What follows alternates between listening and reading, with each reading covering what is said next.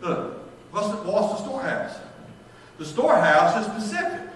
Why? It says specifically bring all the tithes. Then he specifies it into the storehouse. Now, the storehouse, this is the storehouse. And because this is the storehouse, it's for special. Why does he say bring all the tithes into the storehouse? Here it is. Watch this. Look. That there may be meat in my house. You see, bring all the tithes to the storehouse, that there may be meat in my house, and prove me now. Herewith saith the Lord of hosts. He's not begging.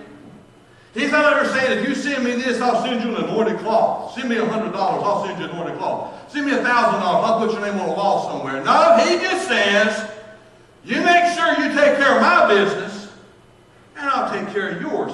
Prove me. If you think I'm telling your story, then don't even worry about it. I'm giving you an opportunity. That's what God's saying. I'm giving you an opportunity here. Prove me.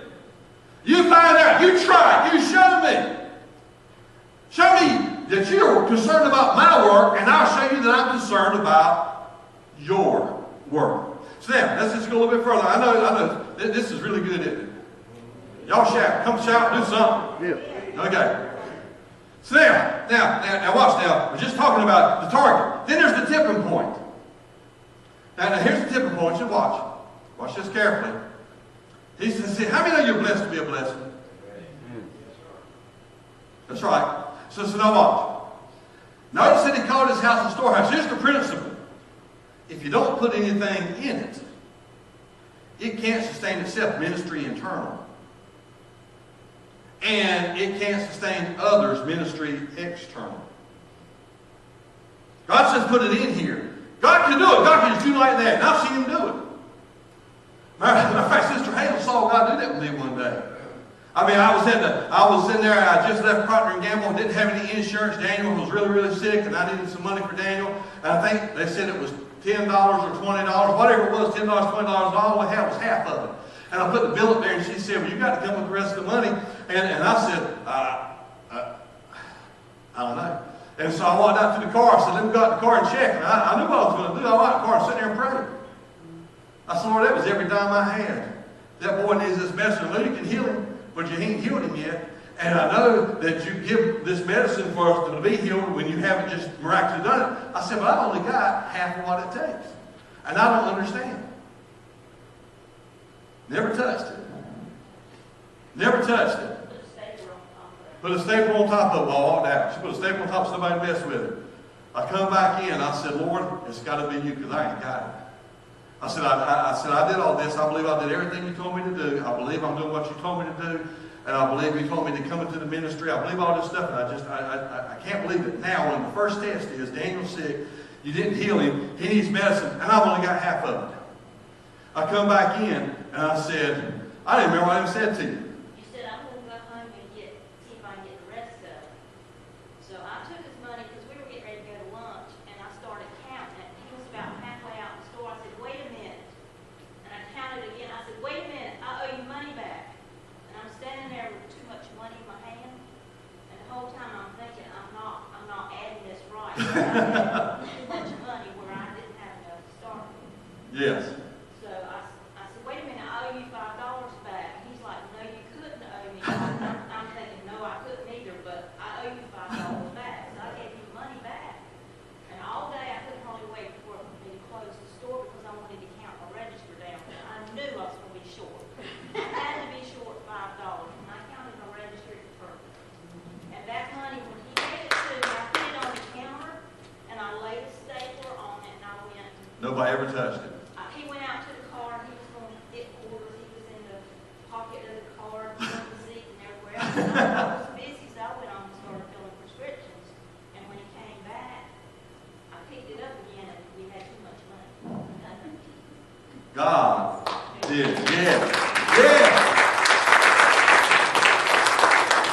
Yeah, that was awesome.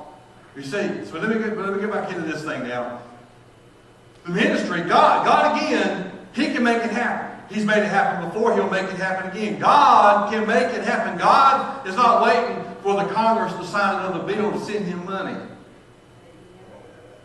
God owns the cattle of 1,000 hills and the hills thereof. God owns it all. He holds the universe in the span of his hand from his pinky to his thumb.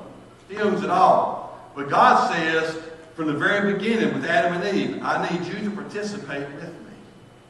And when you participate with me, watch what will happen. And so, he said, so it can't sustain itself in ministry internal. It can't sustain others, ministry external. Not because God doesn't have it, but because He wants us. In our bringing in the tithe and the offering, we will become a conduit. See, a lot of times we're not conduits. We're vessels. God's pouring it in, and we're holding it. He's pouring it in, and we're taking care of it. But we're not blessing others.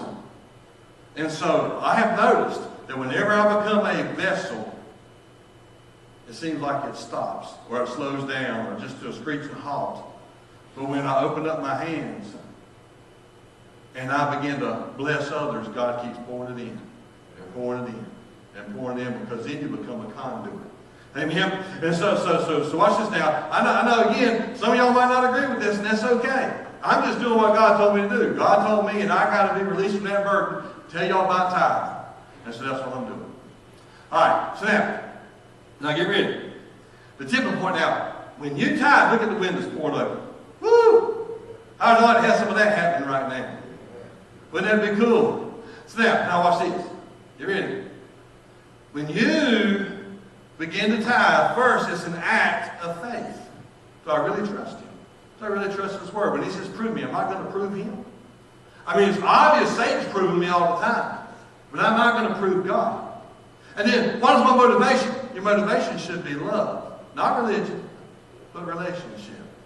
I am trying to please my Father. My Father says this is the way He's got it set up. This is what He's doing. And this is what He says, prove me, because not only when you bless me do I get blessed, my house gets blessed, but when you bless me, I bless you. The difference is, whatever size shovel you use, whatever you sow, that's what you're going to reap. That's not my law, that's God's law. If you want to know, if you need more understanding in your life amongst people, show more understanding. If you need more love in your life, show more love. If you need more compassion, show more compassion. If you need more mercy, show more mercy. And it'll come back to you.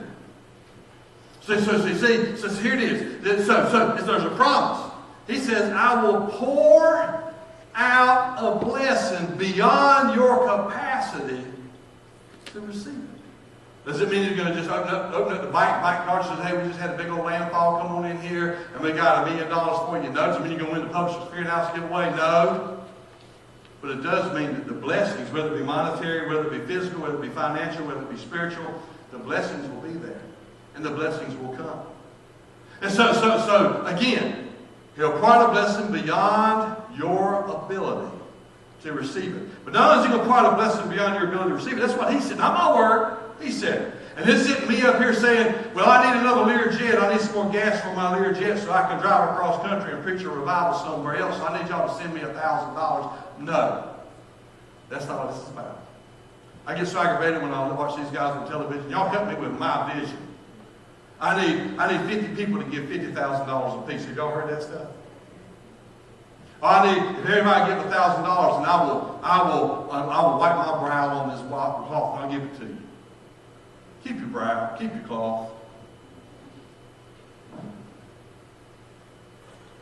God has His way of sustaining the ministry. His ministry, not ours. His ministry.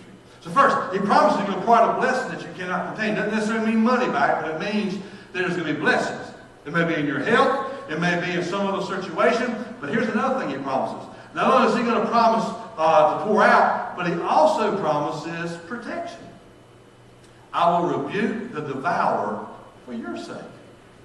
Wow. Not only is He going to promise to bless me, but He's going to protect that blessing and protect me. Why? Does that mean you'll never get in trouble again? No. Does that mean you're going to walk around and never have another problem? No, that's not what it means. Not at all. Because hell's coming at you every day, and the stronger God blesses you, the more hell's going to try to come against you. And you may think it's bad now. You may think things are tough on you now. Can you imagine what it'd be like if God took all of His protection away from you? Can you imagine? I guarantee you there would be some empty seats in here today if God took all His protection away, because some of y'all could have been killed on the way up here, and God moved the car out of the way. God held you up when that thing come by. You know, I remember when I got in that wreck that day out there at Blunt's Creek.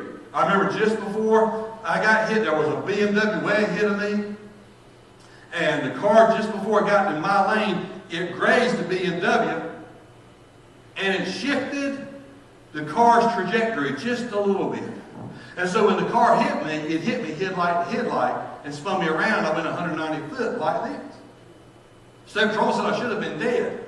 But I remember just before it hit me, I'm still trying to reconcile what I'm seeing. I'm seeing this car coming in my lane. I'm going 55, 60 miles an hour, and he's going 60 miles an hour, and I see him coming in my lane, and all of a sudden I see this brilliant flash of light. And then he hits me. And I've never been hit that hard in my entire life. No brakes, 55, 60, and 60. Just no brakes. Hit. Dead hit. But you know what? I kept asking everybody to read. What was that bright light? What was that bright light? What was that? It's the brightest light I've ever seen in my life. I can't believe this bright light. I was asking the doctor, what was this bright light? And Linton looked over and she said, son, think about it. They just told you you should have been dead. The other guys are dead. It hit you. She said, don't you think that could have been an angel? And then I thought about it. Man, coming down with his sword and going, look, not today. Wow.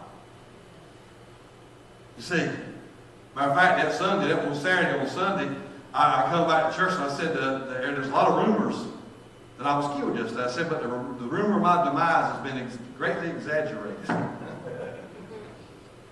So I said, well, Lord, I need something to show what this is talking about. I need you to help me. Help me explain this a little better. So here it is.